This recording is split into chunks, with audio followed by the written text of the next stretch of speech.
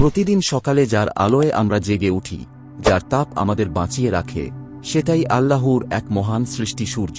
কিন্তু এই আগুনের বিশাল গোলাটা আসলে কিভাবে তৈরি হলো, কেমনভাবে জ্বলছে, আর কতদিন এমনই জ্বলবে?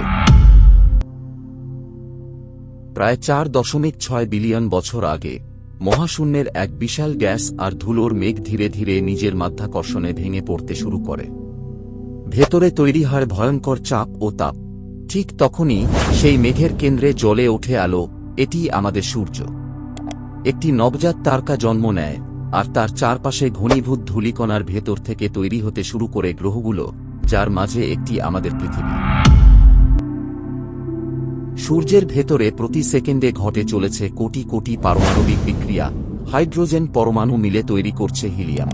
এই বিক্রিয়ায় যে শক্তি উৎপন্ন হয়, সেটি আলো আর তাপ হয়ে ছড়িয়ে পড়ে মহাবিশ্বে।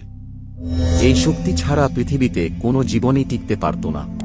সুতরাং সূর্যকে পৃথিবীর সমস্ত জীবনের একটি ফুসফুসের মতো বলা যেতে পারে। যদি কখনো সূর্য নিভে যায়, তবে পৃথিবীতেও জীবনের অস্তিত্ব থাকবে না। সূর্য এক জীবন্ত সত্তার মতো পরিবর্তিত হয়।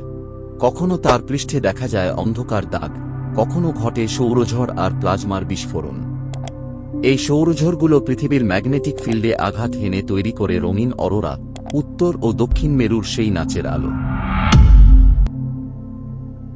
বিজ্ঞানীরা বলেন, আরও প্রায় 5 বিলিয়ন বছর পর সূর্যের ভেতরের হাইড্রোজেন ফুরিয়ে যাবে।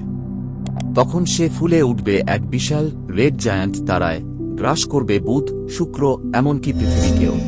শেষে সে নিজের বাইরের স্তর ঝরিয়ে ফেলে রেখে যাবে শুধু এক ছোট জ্বলজ্বলে কেন্দ্র, যাকে হোয়াইট ডোয়ার্ফ বলে।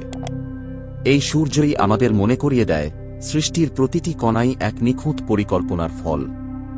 এই বিশাল আগুনের গোলাটিও আল্লাহর এক অপূর্ব সৃষ্টি, যিনি নিখুঁতভাবে সাজিয়েছেন এই মহাবিশ্বের প্রতিটি বিন্দু।